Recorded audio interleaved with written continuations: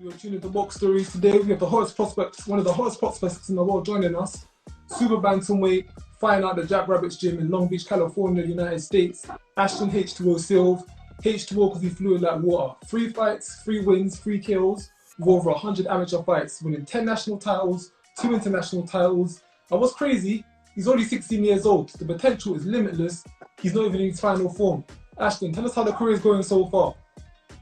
The career is going great. Everything is going in the positive directions and closer towards my goals every day. We're having a fight this weekend on the 30th, so that should be great as well. Yeah, I see you're fighting in Tijuana, Mexico. How's camp and training been going for that? Training's been going great. It was kind of slowing down for a bit, but it's still at a good rate that we do usual. You been sparring anyone notable? Any big names you've been sparring? Not this camp. Last camp, it was Leo Santa Cruz, and before I turned pro, it was a lot of other champions. I've been doing this since 12 years old, so I'm even younger than that. You've been doing this for the longest time. Like, you're 3 fights in, and I've noticed you got 110k followers on Instagram. People like Snoop Dogg, Floyd Mayweather, your uncle Will McGuinness. Now, I'm not saying that a fight is made by his following or how much people he's got on social media, but you've definitely got a lot of people paying attention to you. Have you had any big promoters or sponsors showing the attention or want to make any offers towards you? Yes, there's a lot of big offers. I can't say too much, but there's a lot of big. Okay, so people are approaching. So what made you go pro so early on rather than wait for the 2024 Olympics? You definitely had the ability and quality, and with your amateur pedigree, you had a very good chance of winning the medal. They might say gold medal. What made you decide to go pro so early on? I've been wanting to go pro since I was 14. I told my dad I wanted to, when I turned 15, I wanted to go to Mexico and turn pro, because that's the only age that I know that you could turn pro at. But it's got even more of a chance for me to go pro that everything started to slow down since the pandemic and everything. So, like, it was not no Olympics or anything going on or any amateur fights. Or it was just everything. Everybody that was an amateur was like inactive. So that was just a greater chance for me to turn pro. When was your last amateur fight? National fight? No, last amateur fight. Oh, sure. Probably like a year ago. Probably a year ago. Around this time. Okay, so yeah, I guess it makes sense if I have to. And just confirm, how many fights did you have as an amateur? About over 100 fights. Over 100 fights. I stopped counting after I think like 110, because I was like I got over the amateur, so it was just like I was just kind of fighting just to stay active. Mm-hmm. Yeah, just to keep sharp, just to keep in the routine, just to not stay on the slacking. So in boxing, have you got any specific goals that you like to achieve or anything you like to accomplish? Of course, you've got so much time ahead of you. Is there anything in particular you like to do to cross off your list? One of my goals one of my goals this weekend is to come out with a win. That's starting off, with short-term goals, but long-term goals is having a career that I've always wanted, a successful career, to inspire others and just be the best version of me. That's all I can ask for. No, you're definitely on the right path. A little fact, the youngest ever world champion was Wilfred Benitez in 1976. He won the WBA Super Lightweight Championship at 17 years old. Is this something you can think you can replicate? Oh yeah, that's good to know, because that's what we're striving for, to be the youngest champion, world champion. So that was one of my goals too.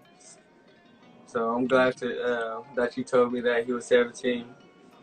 It's still doable. You still got enough. You still got a whole another year to accomplish that. And at the rate you're going, getting these fights out, it's impressive doing so.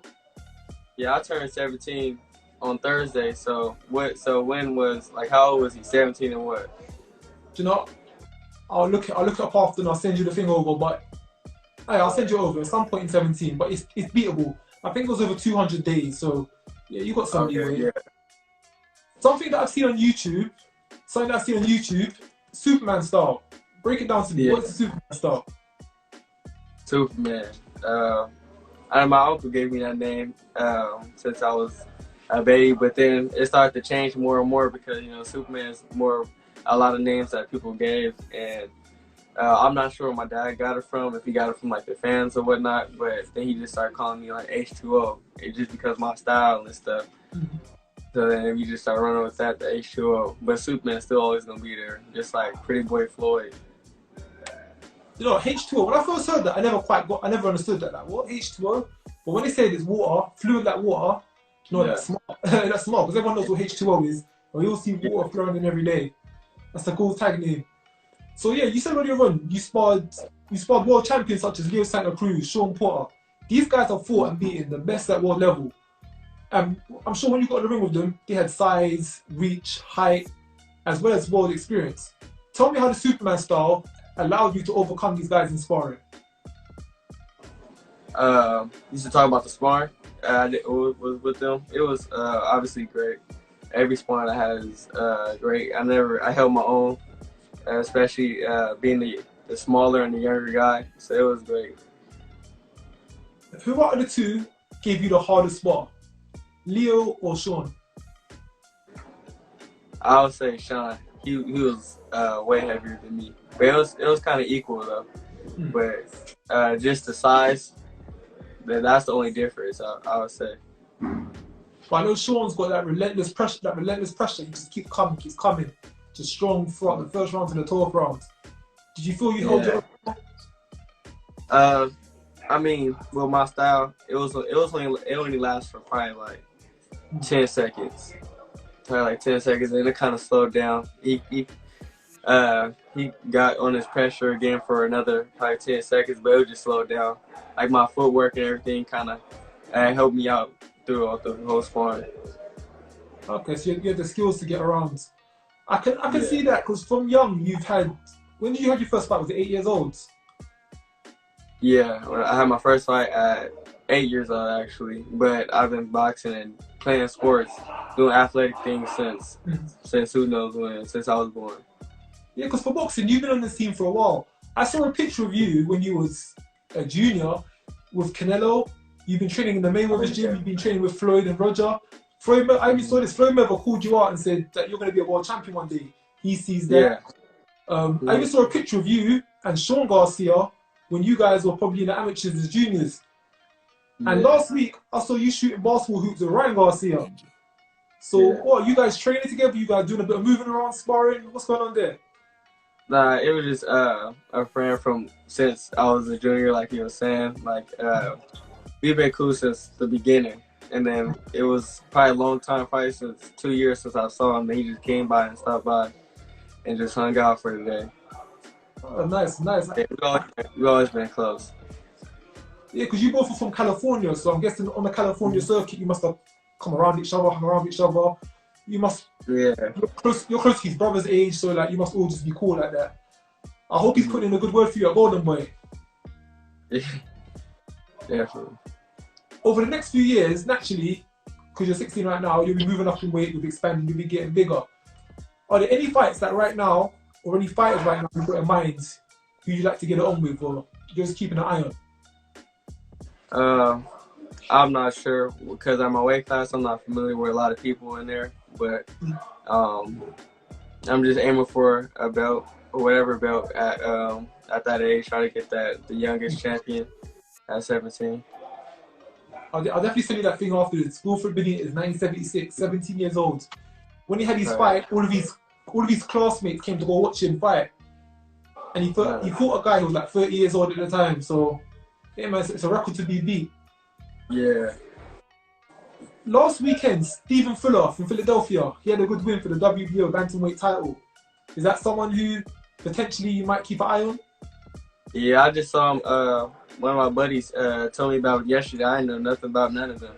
But yeah, he's a decent fighter. That'll probably be one of the fights in the future if I'm able to maintain this weight, because I'm still growing. So I'm trying to knock out as many fights as I can while I'm down here.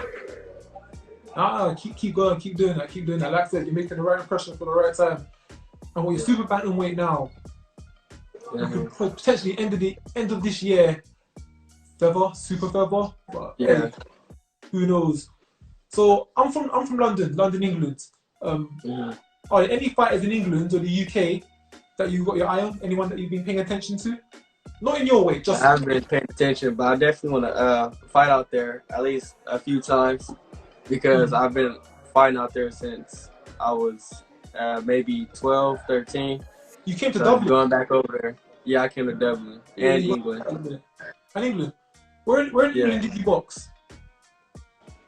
I'm not sure. I think it was like Blackwell or was it? It was I forgot, but I just know it's in England. Blackwell, yeah, that's somewhere in the UK. So there's no English fighters like Joshua, Dogbo, Frampton. There's no one you got your eyes on. There's no one you would say you're a fan of. I sparred Dogbo when he came down here, and he was training with us for a bit. But I think he moved to Florida or whatnot. But it doesn't matter. You know, it's just, like I was saying, I'm not familiar with a lot of people, but whoever's like in my way or is the right fight for me, then I'll take the fight. It's really kind of up to my team too. It's kind of a team thing, so it's just not me; it's everybody else too. Input into it. Okay, and as a boxer yourself, I'm sure you're a fan of the sport too. Who are your probably top fighters right now in the world who you got your eye on? I know you're a fan of Tank. Who else would you say you're a fan of? Of course, Ryan, Canelo. Or are you saying in that weight class? No, just any, just general boxing. Who's interesting to you? Terrence Crawford. Yeah. I mean, there's a few others, but them like the main guys. Buzz, Canelo, Canelo, Garcia, Tank. You might be on the fence with this one, but who would you call? Tank or Ryan? Tank. I feel like if Ryan can take his punch, or if Ryan knows what he's doing in there, because kind of Tank is like relentless, and he's sharp here and there, but he takes a lot of punches. And so I think if Ryan can hold him off and trains right for the fight, then he got to all the way. It's definitely a close one. That lightweight division, mad competitive. Yeah. Because in 2 years' time, I wouldn't be surprised if you were showing your face in the lightweight division once you go into your size and everything. You can fully walk around that kind of weight class. So it's very interesting to see. But Ashton, I ain't gonna keep you for too long. Thank you for your time. All the best on Saturday in Tijuana. Yeah. Hope after the fight we'll do a catch-up interview to see how everything goes then. But until then, enjoy your day, bro. Thank you. All the best. All right. Peace.